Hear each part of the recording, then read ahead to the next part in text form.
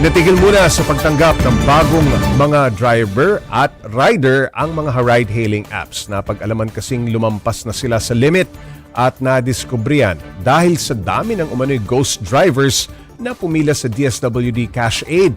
Para bigyan ng mukha ang balita, Mobile Journal Ivan Tarinque.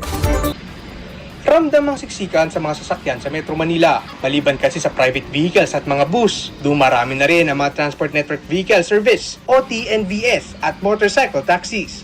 Ayon sa LTFRB, 22,000 MC taxis lang ang pinapayagan bumiyahe sa ilalim ng Technical Working Group. Pero sa bigayan ng ayuda ng DSWD, umabot ng mahigit 200,000 ang nakalistang driver ng ride-hailing services. Kaya naman ang Transportation Department, ipinatitigil muna ang onboarding o pagpasok ng mga bagong TNVS at motorcycle taxi riders. Dapat may pananagutan po talaga ang TNCs dito. Yung pananagutan hindi lang po sa hanay ng TNC, may pananagutan din po dapat ang LTFRB or DOTR. Ayon sa isang motorcycle advocacy group, isang preventive measure ang suspension sa onboarding habang iniimbestigahan ng sistema. Ngunit nangangamba sila na maapektuhan ng mga rider, lalo na sa gitna ng isinusulong ng motorcycle taxi law. This changes everything eh. It shows na one entity or two entities can blatantly violate the regulations set by the pilot. What does that tell us? Giit ng grupo, hindi dapat matapos sa investigasyon lamang ang issue.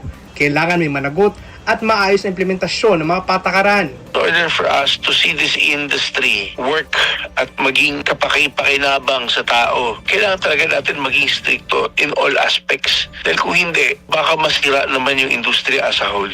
Patuloy ang pagbusisi ng pamahalaan sa ride-hailing industry habang pinaghahandaan ang mas mahigpit na pagpapatupad ng mga patakaran para sa mga susunod na hakbang. Mga kapatid, Mobile Journal Ivan Tarinque po, hatid ang mukha ng balita. Pag-usapan pa natin ang umano'y ghost TNVS at motorcycle riders kasama si Mobile Journal Ivan Tarinque. Abay, may ganito pala, ano? May mga ghost pala na tinatawag. May limit lang pala talaga ang pwedeng hayaang bumiyahe, no?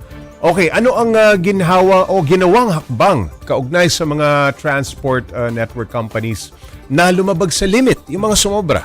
Pops J ngayon, no, binigyan sila ng show cause order. No? Oo. So nasa 21 Oo. na mga TNCs at Oo. mga ride-hailing apps Oo. yung binigyan. No? So binigyan sila ng show cause order at meron silang hearing, I believe on May 19. No? So doon, pagpapalinawagin sila kung bakit naman sobra-sobra Oo. yung mga bilang ng kanilang mga riders. No? May nakatakdang bilang lamang di ba? Tama Para ka sa dyan. kanila. Tama ka dyan, Pops J. Dapat alam nila yun. May limit lang dapat Oo. talaga, Oo. no, Pops J. I believe nasa 22,000 yan nung sa may TWG nila, ano. Pero kasi sa bigaya ng ayuda ng DSWD, pumalo daw sa mahigit 200,000. Baka naman peke na yung iba, hindi kaya? So medyo malaki nga daw, Pops J. Kaya naman tinitingnan nila bakit pumalo ng Sinisilip ganun. ngayon, bakit nangyari yan? Okay, paano naman ang mga rider o driver na walang prangkisa, Ivan? Posible bang mawalan sila ng trabaho o hindi na makabiyahe? Hindi naman daw, Pops J. Oo. Ang focus lang yun ng pagbawal ng onboarding is yung mga wala pa mismo doon sa apps, Pops J. So sila lang bawal lang magdagdag ngayon habang yun nga pinag-aaralan kung bakit umabot. Dahil before, no, Pops J, pinag-iralan na rin ng DOTR na bigyan na rin ng franchise itong sobra-sobra na nga ng mga riders. Pero so far sa ngayon, Pops J, no, hindi naman daw ibig sabihin na walang pinapa-onboard ngayon, mawawalan ng trabaho yung mga nandun na mismo sa app. No? So tuloy-tuloy pa rin naman daw yung kanilang biyahe, Pops J. Okay, Ivan, dahil sa na-discovering ito, mga ghost riders and drivers, kailan kaya muling mabubuksan yung onboarding ng mga ride-hailing companies? May timeline ba ang ating gobyerno? Sa ngayon, Pops J, medyo malabo pa yung timeline nito dahil uumpisahan pa lang. Aalamin muna, imbestigahan pa Tama lang. ka dyan, Pops J, kasi nagsimula talaga to nung bigayan ng ayuda from DSWD, no? Doon nakita na parang, uy, bakit ang laki naman bigla, no? Pero so far sa ngayon, no, Pops J, titignan muna, ito nga daw, itong bawal onboarding muna is a preventive measure para hindi biglang lumaki. Correct.